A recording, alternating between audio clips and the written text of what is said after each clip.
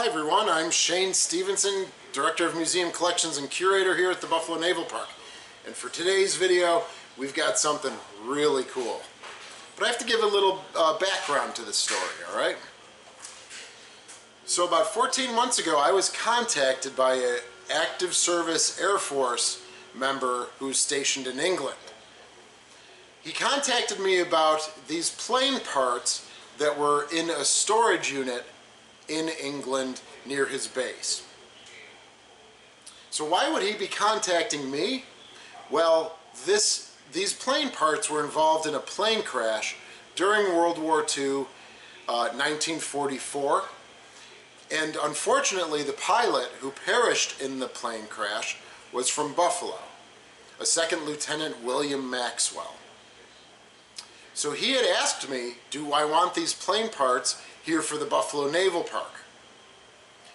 I was extremely interested because this would be a fabulous display, and it would be very cool to tell the story of Lieutenant Maxwell and also the story of the plane parts. So they do go hand in hand. The better preservation and conservation of these plane parts, the more story you can tell. So I worked with a couple individuals in academics, and they referred me to Gabriel Dunn, who is the owner of unDunn Art Services here in Buffalo, New York. And she's working a few days, maybe 5-6 days, to conserve and preserve these plane parts for us. I also have to identify the plane parts. Some things seem to be readily identifiable, like a part to the canopy, some parts to the engine block, but all of this will help tell the story. So what I'm going to do is I'm going to bring Gabriel in, and we're going to do a little introduction, and we're going to talk about the process. Gabriel, how are you today? Good, Shane. Thanks for having me by. Welcome. Yes, thank you. It's great to have you here working with us and having your expertise as well. So do you want to talk about, in general, the process of conservation and preservation, not only just for these parts, but for other work that you do through your business? Sure, of course. Well, conservation is really the care and preservation of our cultural heritage. And what we're doing more for this project is more preserving the items as they currently are in their current state. So why don't we take a look right behind us, and we'll get started on sort of the first aspect of the project here. Yeah, so we're going to see that big light behind me. We're going to head over there, and we're going to listen to Gabriel talk about the first step in the process. Again, since this is more of a preservation project versus a conservation project, we're going to be documenting all of the current states of the objects as they are right now. So that means we're taking photographs of the pieces, front, back, any sort of details we find interesting. If there are manufacturers' numbers or manufacturer punches, we're taking detailed images of those as well too. So this setup allows us to have uniform photographs, nice even lighting with this large photo setup, and we're using a digital SLR camera to take high resolution images. And so these photographs can be referenced back at any point later on. They'll be part of the object files as part of the collection here. And they'll just be sort of helpful little pieces of information for these objects as they continue to age and be stored here in the collection. Do you want to talk about, oh, okay, yeah, I was just about ready to ask about that. Yeah, so this is just a little color checker bar that we use for conservation treatments. And this just shows us sort of a scale to give us size references for things. This part in the middle shows us sort of a target to keep track of which sort of direction our light is in. And then this just helps us color balance images once we do some photo processing in Photoshop at the end afterwards. So documenting the parts is the first step in preservation conservation.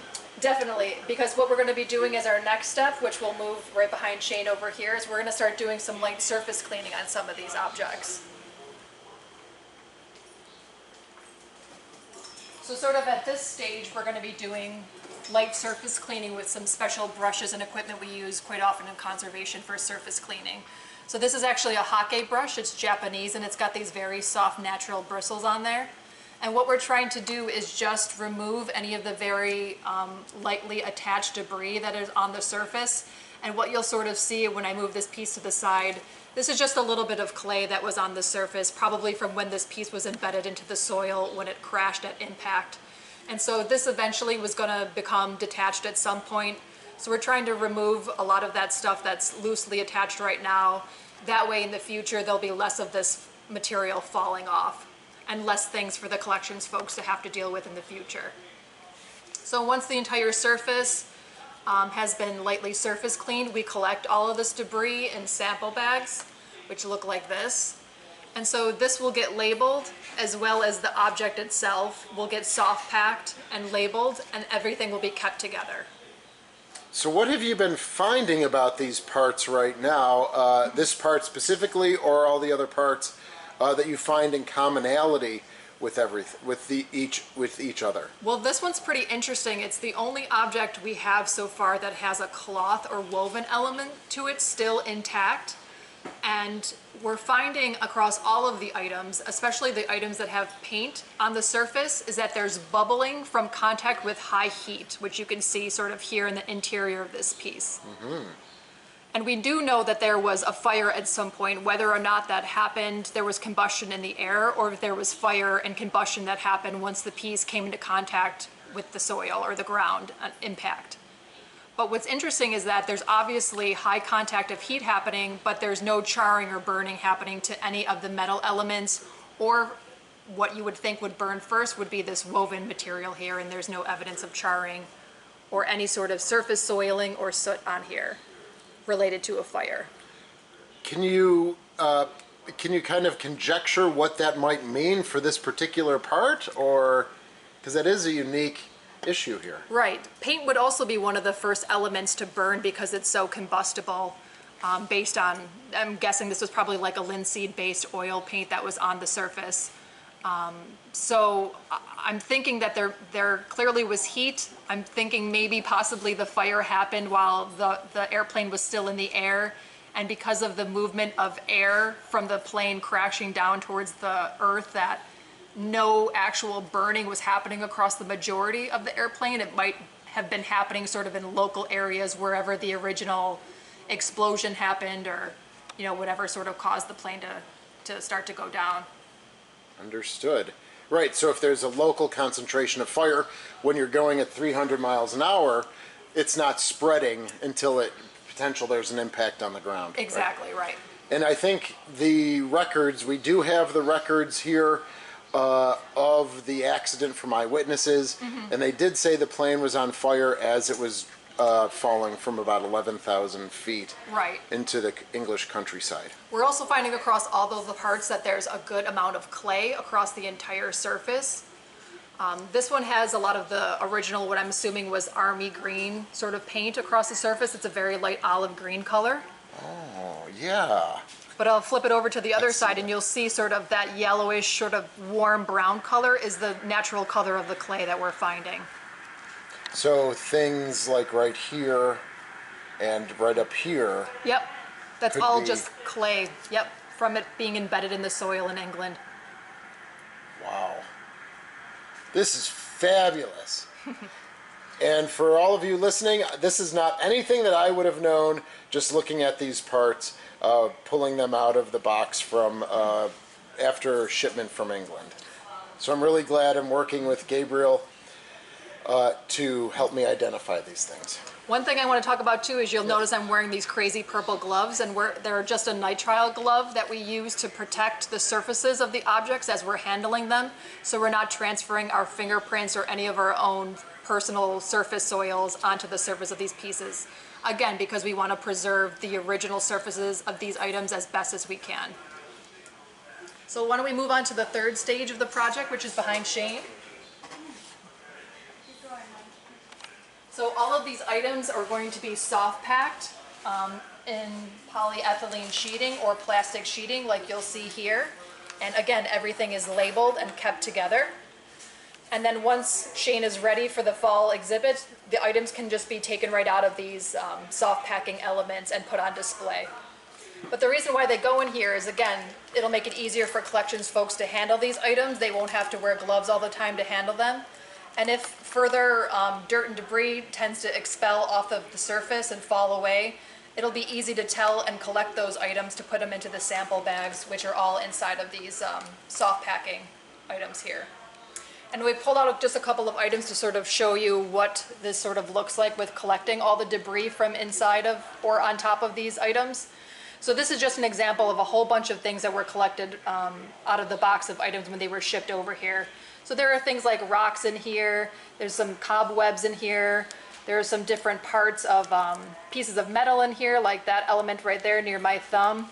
But then what else we've been finding in here are little flakes of red paint on all of the different items. But nothing has been painted red itself that we found. So we're not really sure what that red flake of paint could possibly be from. Yeah, I see that. It's very clear now that you have been able to kind of catalog this debris. Yeah. It makes it very clear and adds to the story. This one is really interesting. Not really sure what this part is. It has this sort of gear mechanism to it, but we found this huge piece of glass on the inside. Oh. Which was sort of a really neat thing to find. So this piece of glass that you're highlighting right now was found in this gear box? Found inside of it, mm-hmm. And it came out during the surface cleaning.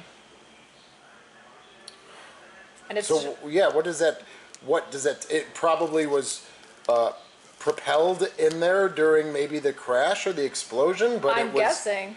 Well, you figure the glass would have probably exploded at some point once enough heat had sort of built up, or upon impact with the ground. So glass could be found really on any of these parts, I would assume. Okay. Is there a reason you're not washing the pieces?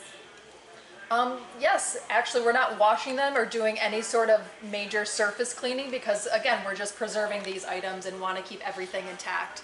So the dirt tells a story about all of these pieces. So what's so important about collecting all these detached elements is that you can do analysis on them. So the clay that I mentioned, you could find out exactly where in England possibly this clay was from.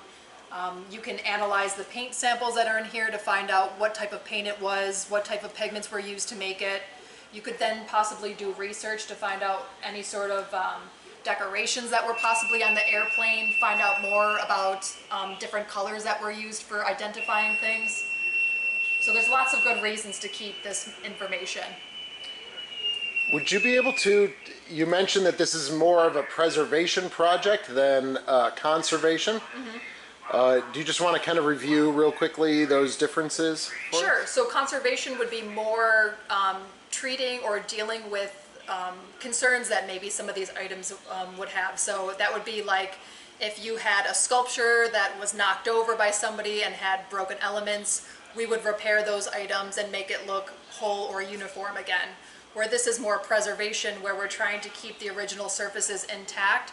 We're really not intervening at all to do any sort of surface cleaning, structural repairs, things like that. We really just want to document the surface and collect a little bit of information about these parts as they currently are. Well, I hope you enjoyed that video. This is really cool from a curator, archival, wonkiness standpoint. I'm really digging this, and Gabriel has been so very helpful from unDunn Art Services here in Buffalo, New York. She's here. You can come visit her if you're touring around the Buffalo Naval Park over the next couple of weeks. And thank you so very much, Gabriel. Thank you, Shane. It's been a pleasure, and I've really enjoyed my time here. It's been quite an interesting project. Thank you so very much. And Gabriel's work will be integral to telling the story of Second Lieutenant Maxwell, the P-47 Thunderbolt. And so when it goes on display, we'll be able to tell the visitor a much more in-depth story. So if you like this video, please click the like button, subscribe, ring the bell, check out all of our social media, and we'll see you again soon. Bye everybody, thank you.